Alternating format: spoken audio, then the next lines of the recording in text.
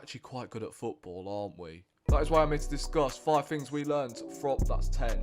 5 things we learned from Brighton 0, Arsenal 3, and yeah, we are well and truly the cat's pyjamas. It's mad when you deep it, because ever since we renamed our training centre from London Colney to Sober Training Centre, we've all of a sudden become unstoppable. Over the years, we've had so many dangerous attacking players that us as Arsenal fans have given us so much joy. The likes of Alexis Sanchez, Mesut Ozil, Cesc Fabregas, Aubameyang, Lacazette, careful. And when you take all of them out of context, do they come close to the current attacking players we have right now? And that gets me on to my first point, and the first thing we learned from yesterday's game, and that is our free-flowing attack. Every single time we are attacking, we look like we are going to score. It's just pure strangulation every time we are in possession, and I feel like celebrating even before we take shots, because I just feel so confident in our players that we're going to finish a lot of our opportunities, and once we get the first goal, it's just, yeah, job done. Saka, of course, our talisman, but right now it doesn't feel like he is our talisman. Why? Because we don't rely on other individuals anymore. You've got Havertz chipping in, you've got Odegaard, you've got Martinelli, Trossard, Jesus.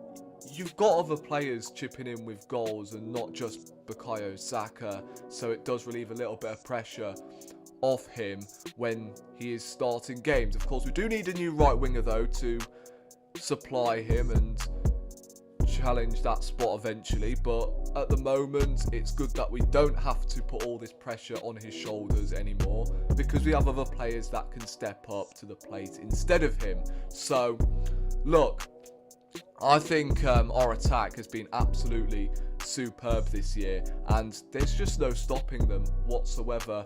Havertz, as I said, is chipping in with a load of goals. Saka has chipped in for 14, I think. He's our top scorer, obviously. Here's a question for all of you in the comment section down below. Is Leandro Trossard the best impact sub in the Premier League right now?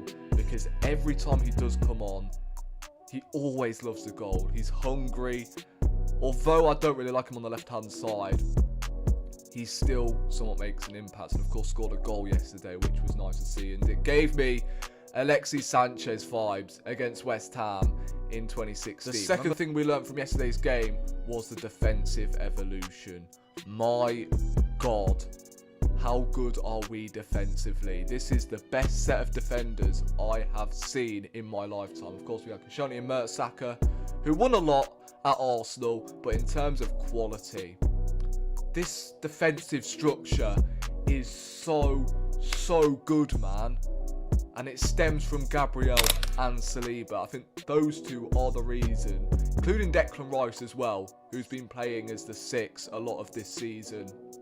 But Saliba and Gabriel, them two at the back, nothing gets past them. I would almost go far as saying they are better, sorry, not better, but they are the best centre-half pairing we've had since Sol Campbell and Kolo Touré. And you can say Saliba holds Gabriel's hand, whatever, and he's making Gabriel look good. At the end of the day, every Sol Campbell needed a Kolo Touré. That is a fact. Kolo Touré was the weakest out of the two, but at the end of the day, they won a lot at Arsenal. And you look at Gabriel and Saliba, I honestly think Gabriel has been better than Saliba, but that's not downplaying Saliba. He is one of the best young centre-backs in the world right now, and I think Gabriel is the best centre-back in the league right now. Argue with your gran, argue with your fridge, argue with your dishwasher, whatever. They are the best centre-half pairing in Europe right now. Point 3 is Kai Havertz's resurgence. Forget Donkey, Don Kai is in town right now. 2024, since February the 17th, no one has contributed to more goals than Kai Havertz.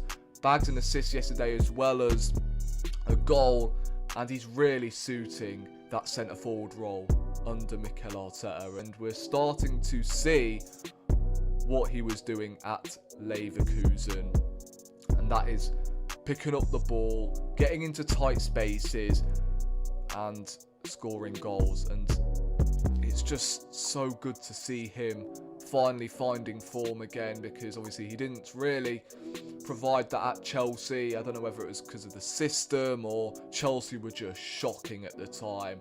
You know, fans that watch the game and who have brain cells will understand that it's not just his goals and assists, but it's his movement. It allows space for others, the likes of Odegaard, Saka, Martinelli, Trossard, whoever, Jesus. They all have more space to provide whenever Kai Havertz plays because of his runs.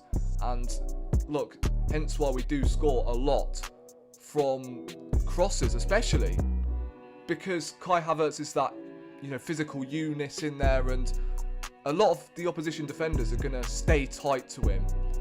So it's going to allow us to score more crosses, whether that's from corners or crosses, I don't know. But Kai Havertz has really impressed me so far this year, and good on him, and hopefully he does continue this sort of form from now until the end of the season. Point 4 is David Raya, and obviously I spoke about the defence early on in the video, and I wanted to touch on David Raya, as you guys know,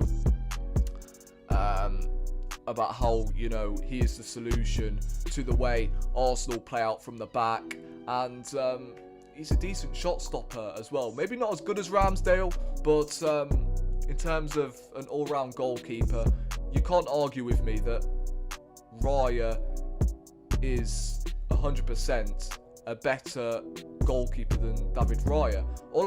David Raya, I think he's arguably one of the most underrated goalkeepers in the Premier League right now. Hands down, he's been superb. Not just this year, but I think he's been really good over the course of the season. Yeah, he is an integral part to Mikel Arteta's plans, and I don't think we are realising that Arteta wanted David Raya before we got Aaron Ramsdale. We didn't end up getting him. David Raya was available in the summer, and we got him on loan. And right now, he is quality at the moment. Arguably one of the best goalkeepers in the Premier League. Going under the radar, quietly doing his business. Yes, he's got a fantastic defence in front of him, but I feel like his style of play does allow the defence to be more calm and composed. I think the defenders have actually got used to playing with Raya, and yeah, we don't really have any of that sloppiness in our game anymore, really, in defence. Because obviously, in my generation, I've witnessed some terrible defenders and terrible goalkeepers. You think back to Manone and Fabianski, Petr Cech, all these goalkeepers who couldn't play out from the back to save their lives. Now Raya, who, don't get me wrong, is getting on, but still, right now, he is more than good enough to lead Arsenal to a Premier League title. He is pretty much our Ederson in goal. Ederson, of course, isn't the best shot stopper, but why does everyone rave on about how good Ederson is? Because of his distribution, and I think that is Raya's biggest factor. Is his distribution. Also, David Raya is the first ever Spanish goalkeeper to keep 5 consecutive away clean sheets in Premier League history. So not only he has the most clean sheets in the Premier League so far this season, and bear in mind, he missed 6 games of the season, didn't he? Because Ramsdale was starting at the time, and of course Raya didn't play in both games against Brentford. So yeah, that is very impressive. 11, or is it 12 clean sheets now for Raya. He is on course to win the Golden Glove, which would be fantastic. But he's also breaking records. And look, when can we say that about a goalkeeper, an Arsenal goalkeeper in particular? Like, it's pretty staggering considering David De Gea was there for 10 years. And point 5 is Mikel Arteta's approach. And I felt like I need to throw this one in here because man's not showing any mercy whatsoever, is he? Even when we're 6-0 up, you see him with his arms folded. Yeah, job done, next one. Even when players get substituted, you see them on the bench thinking to themselves, yeah, a win is a win, whatever, next one. And it's pretty clear. After that Manchester City game, we drew 0-0, he said to the players, I'm pretty sure, you want to win this league title, win your remaining games. Simple as. And now, what is it, 7 cup finals to go? You could tell in that Dubai trip, he really got into them players. He was not having any of it. So he's clearly tweaked something whilst we were in Dubai, and it's worked. It really has. And now we're sitting top of the league with 71 points, 51 plus on the goal difference.